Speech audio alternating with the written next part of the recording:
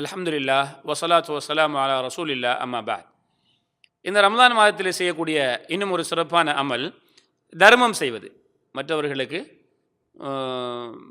அதாவது ஜக்காத்தாக இருந்தாலும் சரி, அதாவது ஜக்காத்து கொடுக்கக்கூடிய காலமாக அவர்களுக்கு இருந்தால் அது மிக சிறப்பானது. ஆனால் சிலர் என்ன செய்கின்றார்கள் என்றால், ரமலான் மாதத்துக்கு முதல்ல அவர்களுக்கு ஜக்காத்து கொடுப்பது கடமையாக இருந்தாலும் ரமலான் மாதம் வரைக்கும் பிற்படுத்துவது. அப்படி செய்யக்கூடாது. எந்த மாதத்திலே உங்களுக்கு ஜக்காத்து கடமையாகிறதோ அந்த மாதமே கொடுத்து விட வேண்டும். ஏனென்றால் ரமலான் மாதத்துக்கு நீங்கள் பிற்படுத்தினால் அந்த கொடுக்க வேண்டிய மாதத்திலே தேவையுள்ளவர்களுக்கு அது போய் கிடைக்காது. ஆகவே அப்படி பிற்படுத்தக்கூடாது. யாருக்கு அந்த ஜக்காத்தாக இருந்தால் ரமலான் மாதத்திலே கொடுக்கக்கூடிய வாய்ப்பு இருந்தால் அது மிகச்சிறந்தது, அந்த காலமாக இருந்தால். அல்லது உபரியான தர்மங்கள், மற்றவர்களுக்கு செய்யக்கூடிய உதவிகள்.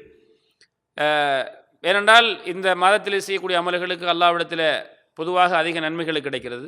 அதிலும் இந்த ரமலான் மாதத்திலே இந்த உதவிகளை செய்வதால் நோன்பு நோக்கக்கூடிய உண்பதற்கு உணவில்லாதவர்கள் அந்த நோன்பை இலகுவாக அவர்கள் உணவு வாங்கி சமைத்து சாப்பிடுவதற்கு ஒரு வாய்ப்பாக இருக்கும். இலகுவாக அந்த நோன்பை அவர்களுக்கு நிறைவேற்றிக் கொள்ளலாம்.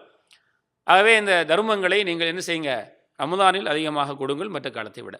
ஸல்லல்லாஹு அலைஹி வஸல்லம் அவர்கள் பொதுவாகவே மற்ற மக்களை விட மிக குடைவள்ளலாக இருப்பார்கள். ஆனால் ரமலான் மாதம் வந்தால் இன்னமும் என்ன செய்வாங்க, அவங்க குடையை அதிகமாக செய்வார்கள்.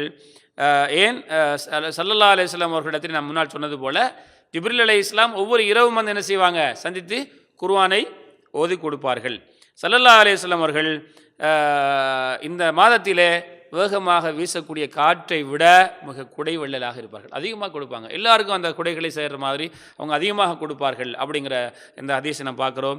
ஆகவே நாமும் இன்ஷா அல்லாஹ் ஏழை எளியவர்களுக்கு தருமங்கள் செய்து அவர்களுடைய பசியை போக்கக்கூடிய, அவர்களுடைய தேவைகளை நிறைவேற்றக்கூடிய ஒருவராக நானுமாகி அவருடைய மனதிலே ஒரு சந்தோஷத்தை நான் ஏற்படுத்த வேண்டும். ஆக பணம் படைத்தவர்கள், உதவி செய்ய வாய்ப்பு பெற்றவர்கள், ஏழை எளியவர்களுக்கு, உணவில்லாதவர்களுக்கு, இருக்க இடமில்லாதவர்களுக்கு, நோயுற்றவர்களுக்கு, ஆடை இல்லாதவர்களுக்கு, இப்படி பல தேவை உள்ளவர்கள் இருப்பார்கள்.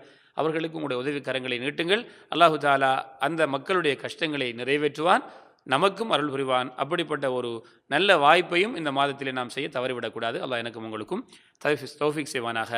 ஆஹிர் தஅவானா அல்ஹம்துலில்லாஹி ரப்பில் ஆலமீன். அஸ்ஸலாமு அலைக்கும் வரஹ்மத்துல்லாஹி வபரகாத்துஹு.